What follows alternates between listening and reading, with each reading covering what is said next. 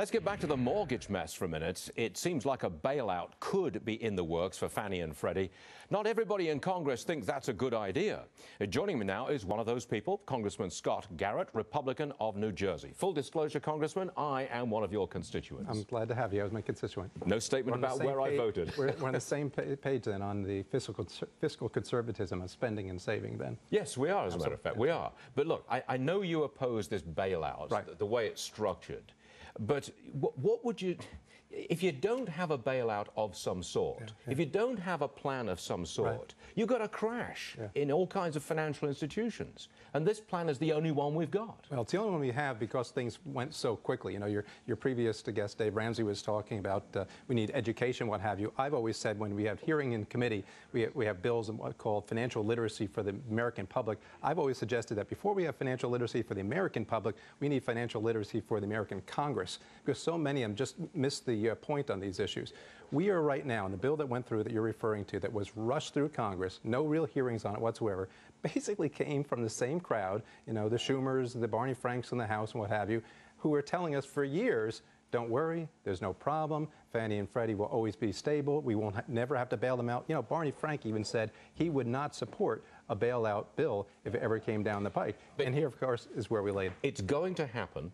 The bill is in place. Yeah. Well, the bill's passed. It's passed. It's signed. It's there. It's going to happen. It looks like a bailout will be necessary. I'm not suggesting it's definitely going to happen, but it looks like it's going to be necessary. What happens then? Well, what bad happens nothing, when we do this bailout? That's a good. Nothing good certainly happens. I was one suggesting when we were trying to craft the bill, when we were trying to get some input to it, I said to the secretary, are we asking anything back from the industry, from the GSEs? How about warrants, for example? How about treat it the same way that the government treated Chrysler back then? They got warrants were issued at that time, as you recall, and then they actually ended up making money because they, you know, Chrysler said, please don't execute on those warrants later on when Chrysler came good later on, but the government did. They made some money on that. That was never even discussed. Instead, basically what was done, we wrote the Treasury Secretary a blank check, do whatever you want to do, and now that provides for uncertainty in the marketplace, and that's why you have the volatility and the uncertainty going into this potential bailout today, tomorrow, next week. But nothing bad happens next week, next month, or next year. Oh, sure. Oh, sure. Well, from a whole different numbers perspectives.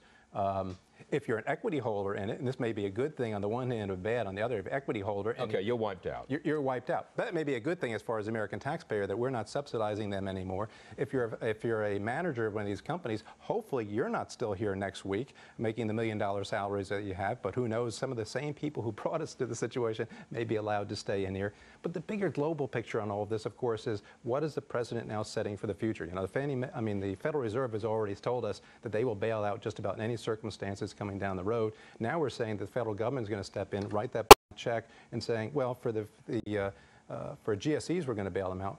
What about the rest of the marketplace? Congressman, I keep coming back to it. If we didn't do this, if there was no bailout of any kind, no plan, nothing happened, we just let Fannie and Freddie go under, no mortgages are written, banks go under left, right, and center, and some Wall Street investment firms, did they just go under? It's very painful. Well, there's the word. What we really need, what really has to happen during some sort of a bursting of the bubble, which we had in the housing market, is some degree of pain to the overall marketplace. And what you're doing here with this is perhaps just elongating that pain for a longer period of time. You know, I was just meeting with a bunch of realtors and asking them, are we at the bottom of this? Well, we're not. But what you really need to do is, of course, get to that bottom, set a price, a floor price for the housing market, and then begin to climb out of it. So much of what's coming out of Washington right now is basically stretching that out because of the uncertainty and the volatility. Don't have much time left, but I have to ask you. Sure. Would you consider Senator Obama a socialist?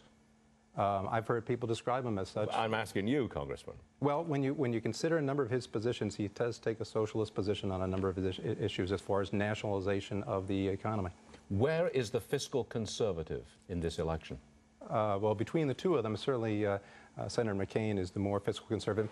Clearly on the issue of something that I've been involved with, and that is earmarks, trying to say, can we rein in earmarks? He would say he's totally opposed to them. I've tried to pass legislation to rein them in as well. So between the two, that is an easy equation. Senator McCain is certainly the fiscal conservative. Where's Ronald Reagan when you really need him? Well, yes, we need another Ronald Reagan. Congressman Scott Garrett, it's a pleasure. Thanks for joining us. Appreciate it.